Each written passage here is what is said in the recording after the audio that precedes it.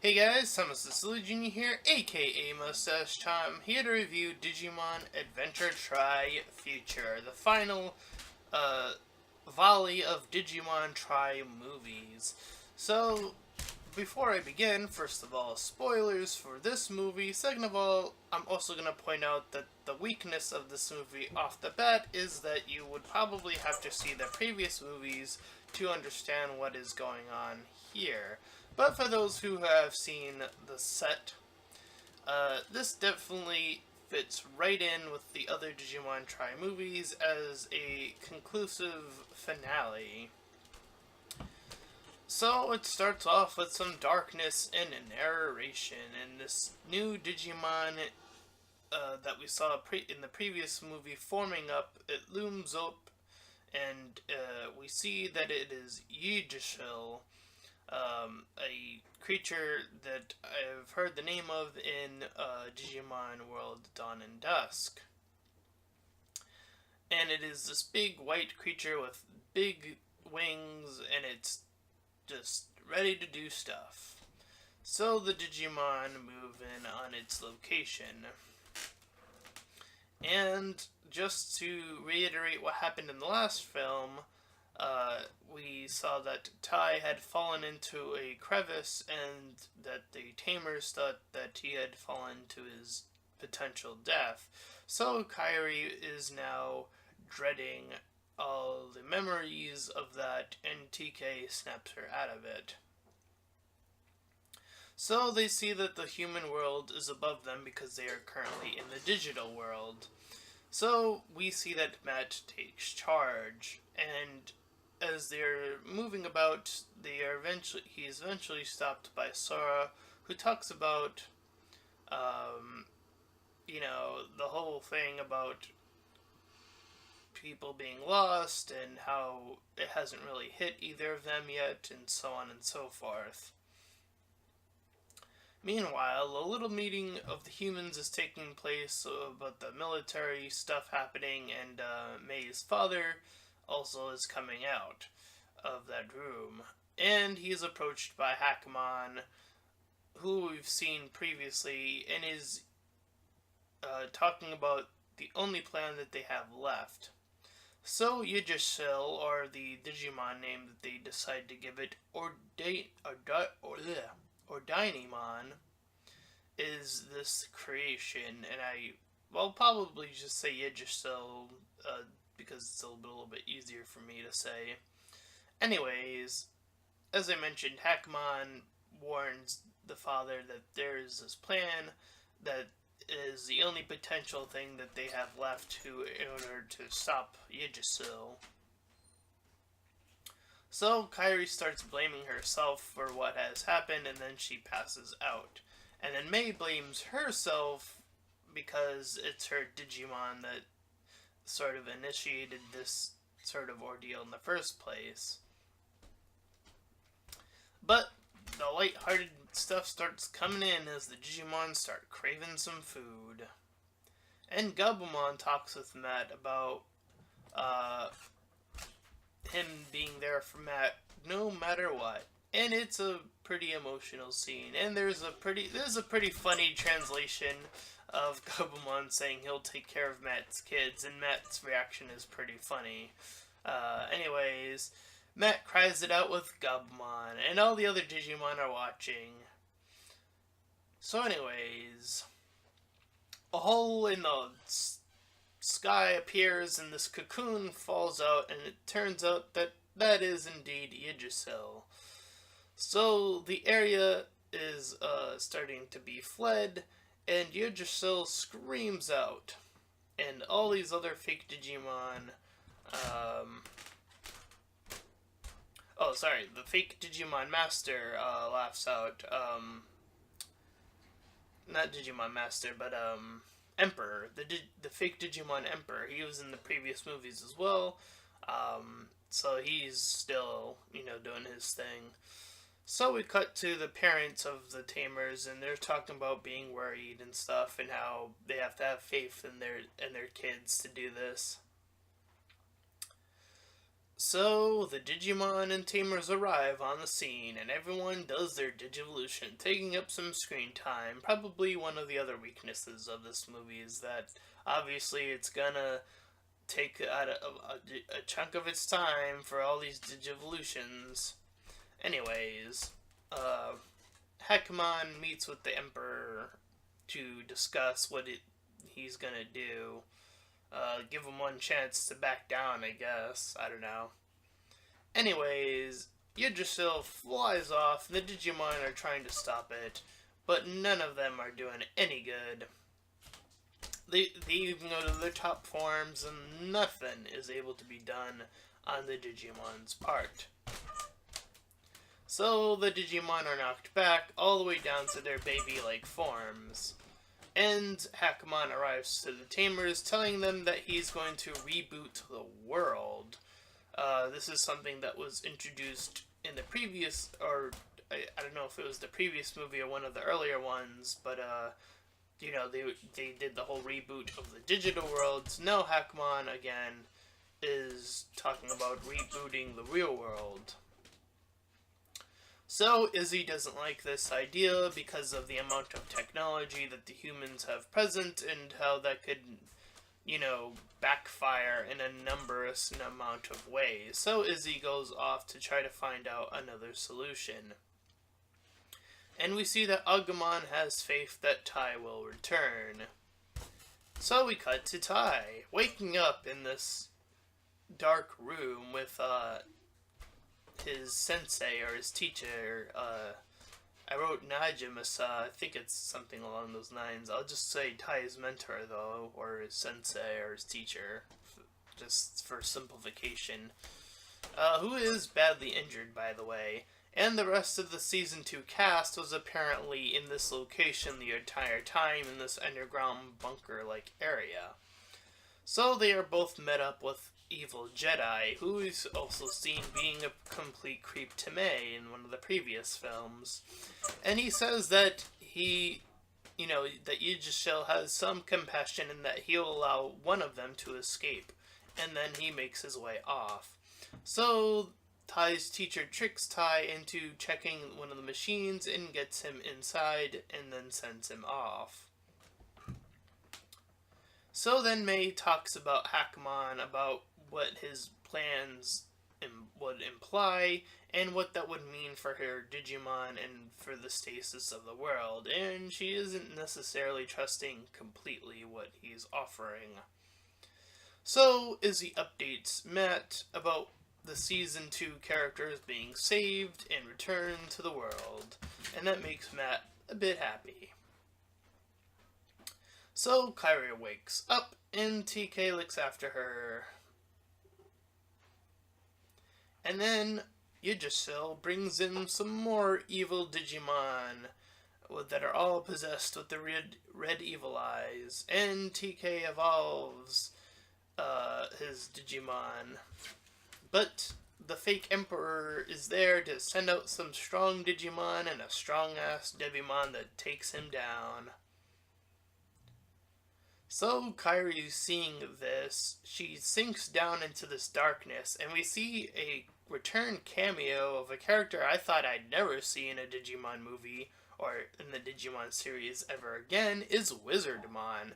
For those of you who do not know, Wizardmon was killed in the Digimon series, and he appeared later on as a ghost, but never truly returned in his true form ever, at least to my knowledge. In the series until now, but he was in this sort of he was sort of in his previous state anyways. So he brings Kairi into the light, and she touches this cube, which shows a memory of Maikomon, and Gatomon as well. And she sees that Gatomon vanishes slowly after Maikomon, and then she's super oh no. So anyways, the reboot countdown is going on,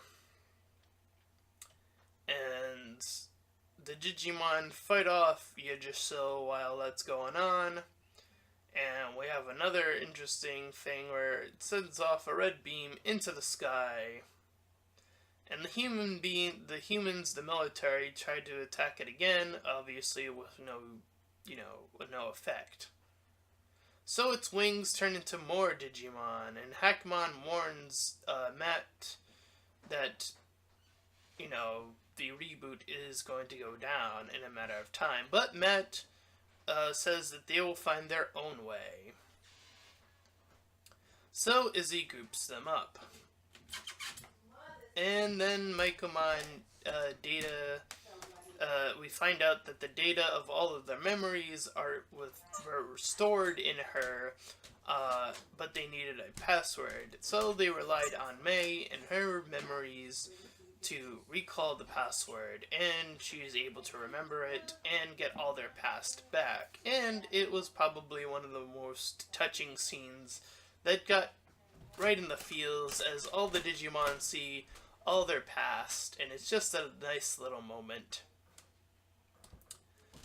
So, anyways, Yggdrasil starts to separate from the other, this dark version of Yggdrasil starts to separate itself from the light version, and it's trying to flee off into the digital world.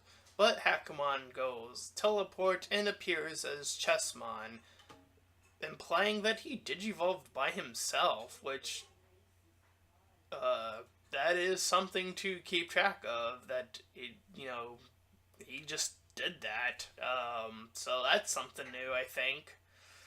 Anyways, Chessmon appears to fight off the dark Yggdrasil, and Gatomon manages to drop down, and Kairi goes off to save her. And then Yggdrasil lives on, and it's doing its thing, and it starts to absorb some of the other Digimon that are there. So it starts to attack. It starts to attack May, but then Tai manages to jump into the rescue. How he knew their location is a bit of a just sort of dive in and save them. But Matt gives Tai his iconic goggles back, and Gabumon and Agumon fuse to create Omnimon. And Kairi hates that they're going to do this, that is, fight May's Digimon, but she joins in the fight regardless of how much she hates that they're doing this. And May's Digivice, glows, giving Omnimon the ability of all the other Digimon that are on their highest forms, and is able to digivolve into a higher version of Omnimon. So I'll just call it Omnimon with super wings, and I don't know the actual name of it, but regardless, he evolves, essentially. And he is able to now cut Yggdrasil piece by piece. And May gets a brief moment where she gets to see Maikomon before she vanishes once and for all. And then the Dark Emperor mentions how he'll try to do something else in the future with Diaboromon, or one of the other Digimon. I forgot the other one he mentioned, but I do believe that was a reference to what happens in Season 2, or something along those lines.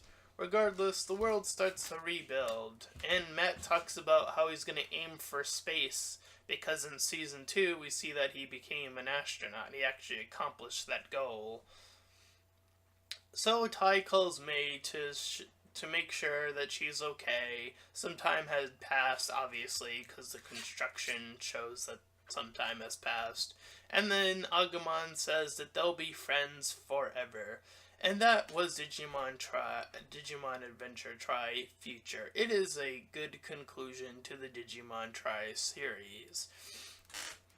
I do think that there's a lot less character-based stuff going on, because, building up to this, there was this Digimon has to Digivolve, so we'll give the humans some time to develop as a character in order for them to accomplish that task. But everyone had gone through that, so the conclusion just had to be, well, let's wrap things up. We still have to deal with Micomon, who is now Yggdrasil. You know, we have to set up what's going to be happening in season 2. And again, I think for a wrap up, it does a pretty solid job of doing those things. Again, it does have its weaknesses of being, you know, a part of a set of movies. So again, seeing the rest of them are pretty paramount if you want to understand what the heck is actually going on. And again, the character development here is a little bit put back to the side to sort of just wrap up the actual adventure, which I don't think is the worst thing in the world. But there are some, again, there's that heartfelt moment, so I think it you know it manages to do something in that regard at the very minimum. So what is next for Digimon? That is the big question. You know, Digimon Tri was this big thing, a big set of movies. You know, there's the Digimon games that were coming out around the earlier years, or, you know, but still kind of recent to us at the very most, is Digimon Cyber Sleuth and its sequel, Hacker's Memory, which I am playing now. And then there's the online games, or the cell phone games that Digimon is currently doing. But what is, like, down the road for Digimon? And I did hear some pipeline stuff about them doing something like this for Season 2, meaning that the Tamers we saw finally get revived, or we don't actually ever really see them. They're sort of in the black void, I guess I'll say. But there's potential pipeline talk about them getting something in the future akin to this. So I assume that that's going to take place, if it does happen, after Season 2, but before the end of Season 2. Because the end of Season 2 is like a huge gap forward when they're all adults. So some event that takes place after the events of 2, but before the actual gap where they're adults. So something in between there. I don't know if that's what they're gonna do, but who knows? I don't know. That's for sure. But as far as this movie is concerned, I enjoyed it. I think it's a 7 out of 10. It was solid enough. And I think the conclusion is, again, solid enough. So that is my review for Digimon Adventure Tri Future. And the future of Digimon itself, again, it's up in the air. So, again, I don't know. So that is my review, and if you did enjoy it, then please feel free to like, comment, and subscribe. Also make sure to check out that link in the description. I'll head you over to my Patreon page, and any donations are greatly appreciated. And until next time, everyone, bye-bye.